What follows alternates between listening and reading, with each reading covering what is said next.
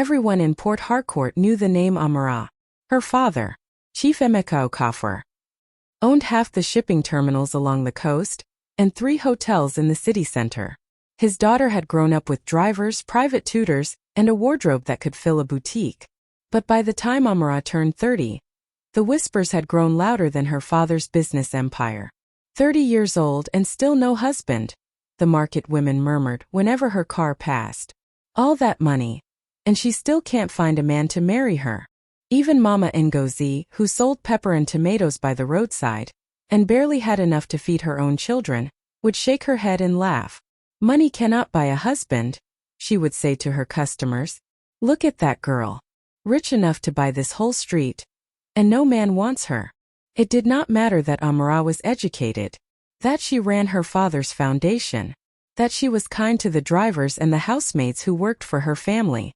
All anyone saw was a woman past 30 unmarried, and that alone made her a subject of mockery, from the wealthy families at her father's dinner parties to the poorest traders in the open market. Amara heard the laughter, even when people thought she couldn't. She heard it in the pause before a greeting, in the way older women looked at her hands, for a ring that was never there. The truth was, men did come. Sons of senators, nephews of oil executives, young men in expensive suits who smiled too wide and asked too many questions about her father's companies. She had learned painfully to see through them. Every one of them wanted the Okafor name, the Okafor money, the Okafor connections. None of them wanted her. There had been one man years earlier whom she had actually loved. His name no longer mattered to her. But the lesson he taught her did. 3 days before their wedding, she overheard him on the phone, laughing with a friend about finally cashing out. She had cancelled the wedding herself quietly, and never spoke of it again. After that she stopped trying. The city kept laughing, and she let it. One rainy afternoon, Amara's car broke down on a narrow street on the edge of town, far from the neighborhoods she usually passed through. Her driver stepped out to check the engine, and Amara, tired of waiting in the heat, stepped out too, sheltering under a small shop awning. That was where she met Chuka. He was fixing the roof of his mechanic shop, hammering a loose sheet of zinc back into place. He climbed down when he saw her standing there, soaked at the shoulders.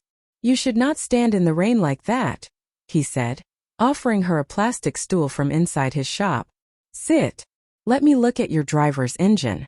She almost refused. Then, something in his voice, steady, unbothered, not fawning, made her sit. Chuka's shop was small, tin-roofed, tools spread across a wooden bench, and a single bulb hanging from a wire. He worked with his hands the way a man works when nobody is watching to be impressed. He did not ask her name. He did not ask whose daughter she was. He simply fixed the car, refused extra payment when her driver tried to overpay him out of nervousness, and waved them off with a short, easy smile. Amara came back 3 days later. She told herself it was to properly pay him. It was not. Ada not a D's. For weeks, she visited the small mechanic shop. Always in simple clothes, always introducing herself only as Ada. Chuka never asked more than that. They talked about small things, the price of fuel, a football match, a book he was reading by lamplight in the evenings. He lived above the shop, in a single room with a mattress on the floor, and a shelf of paperback novels he had collected one by one, their spines cracked and soft from reading. She noticed things about him that surprised her. He spoke too well for a man who had supposedly never finished secondary school, as he once claimed. He read books on economics and engineering, not just novels. Once, when a customer tried to shortchange him, he calculated the correct balance in his head faster than she could reach for her phone. She filed these small oddities away without asking about them. Everyone was allowed their own history. She did not tell him who she was either. Not because she was ashamed of her father's wealth, but because for the first time in years someone was looking at her and seeing only her. Then, inevitably, someone recognized her car parked outside the shop. Word traveled the way it always does in a city that loves to talk. Within a week, everyone knew. The Okafor daughter, 30 years old, unmarried, was spending her afternoons with a roadside mechanic. The mockery turns vicious. "Ah, so this is what it has come to," people said. "Even a mechanic will not want her seriously." She is only using him to pass time before she dies alone. Her father's associates were less unkind, but no less dismissive. Amara, be serious, her father said one evening, setting down his newspaper. A mechanic? People are laughing at us. They were already laughing at me, Papa, she said quietly. At least now when he looks at me. I know it isn't for your money. Her father had no answer for that. Among the loudest mockers was a man named Barrister Fidelis Yuba, a business partner's son who had once proposed to Amara himself and been turned down without hesitation 2 years earlier. He had never forgiven the rejection, and now he made a hobby of repeating the gossip at every gathering he attended. A mechanic, he would say, swirling his drink, laughing loud enough for the whole room to hear. She refused a barrister. For a man who smells of engine oil, some women simply cannot be helped. What Fidelis did not say, what he did not yet know, was that he had seen Chuka somewhere before, and it was gnawing quietly at the back of his mind.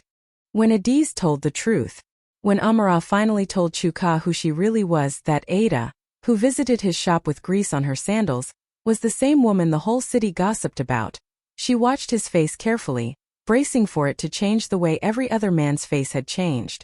It did not change. I know, he said simply. She blinked. You knew? For how long? Since the second week, he said, wiping his hands on a rag. One of my customers recognized your driver. Then why didn't you say anything? Why didn't you treat me differently? Chuka set the rag down and looked at her properly. Because you did not come here as Chief Okafor's daughter. You came here as a woman who was tired of being looked at like a bank account. I did not see any reason to take that away from you. Amara felt something in her chest loosen, that had been tight for years. Everyone says a man like you would only want a woman like me. For what she can give him. I have never asked you for anything, Chuka said. Not once. Ask yourself if that is the behavior of a man chasing your father's money. She could not argue with that. It was true. He had refused gifts. He had refused to let her pay above the fair price for repairs. He had never once mentioned her father's businesses, her family's houses, or the wealth that followed her name everywhere else she went. The second secret. The engagement was announced not long after, and the city predictably found new jokes to tell. But it was at the engagement dinner, a modest gathering at Chief Okafor's house, small enough that Amara had insisted Chuka would not feel out of place, that the second secret finally surfaced. Barrister Fidelis Yuba arrived uninvited, brought along by another guest. And the moment he saw Chuka standing beside Amara in a simple gray suit, his face went pale. Chukwabuka, he said slowly. Chukwabuka Adigwe. The room went quiet. Chuka's jaw tightened, but he said nothing. You don't remember me? Fidelis pressed, stepping closer, something like triumph creeping into his voice, now that he had found his opening. I was at university with you. Before your father's company collapsed. Before the fraud case. Before your family lost everything, and you disappeared. Amara turned to Chuka, her heart suddenly unsteady. What is he talking about? Chuka exhaled slowly, the calm he always carried finally cracking at the edges. It's true, he said quietly. My father owned a construction firm. Adigwe Construction. You may have heard of it growing up. We were not as wealthy as your family, but we were comfortable.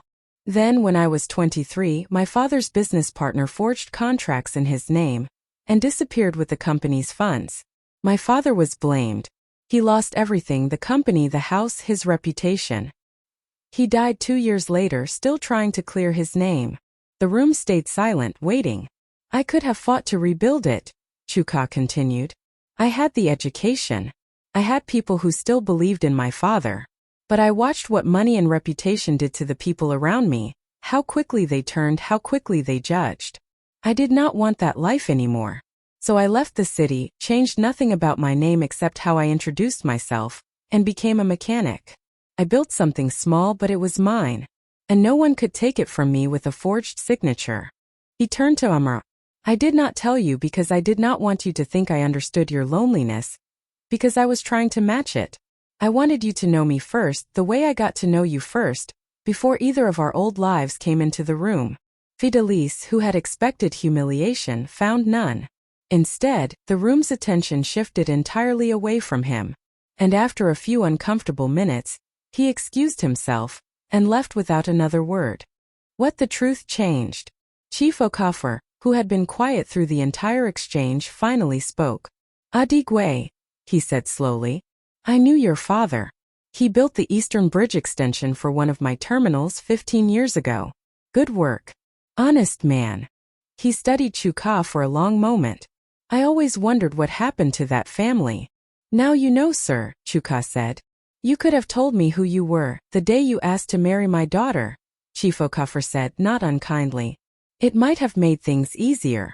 With respect, sir, Chuka replied. It would have made things easier for you. It would not have made anything more true. I am still the man who fixed your daughter's car for a fair price and asked for nothing else. Chief Okafor studied him a moment longer. Then he nodded slowly, something like respect settling into his expression. Amara said nothing for a long moment. Then she reached for Chuka's hand. 2 secrets in one house tonight, she said softly. Mine, that I came to your shop pretending to be no one. Yours, that you left behind being someone. I think that makes us even. For the first time that evening, Chuka laughed, a real unguarded laugh, and the tension in the room finally broke. The wedding. The gossip did not stop overnight. If anything, it grew louder once the story spread. A billionaire's daughter, marrying a man whose family had fallen from wealth into ruin, and then chosen a smaller, honest life over rebuilding a broken name. Some called it foolish. Some called it romantic. The market women, for the first time in years, could not agree on a single joke. At the wedding, held in a modest garden rather than one of Chief Okafor's hotel ballrooms, he stood to give a short toast. He looked, for once, uncertain of his own words. For 30 years, he said, people asked why my daughter could not find a husband. I did not have a good answer. Because I did not understand the question. She was never looking for a husband. She was looking for a man who would not need her money, and who did not need her pity for what he had lost. It turns out such a man exists. And he had already lived the very test I once thought only my daughter would have to pass. He raised his glass toward Chuka. It seems the poorest street in this city hid the richest man in it, richer, in the one thing money could never buy him back. The crowd for once did not laugh. They clapped.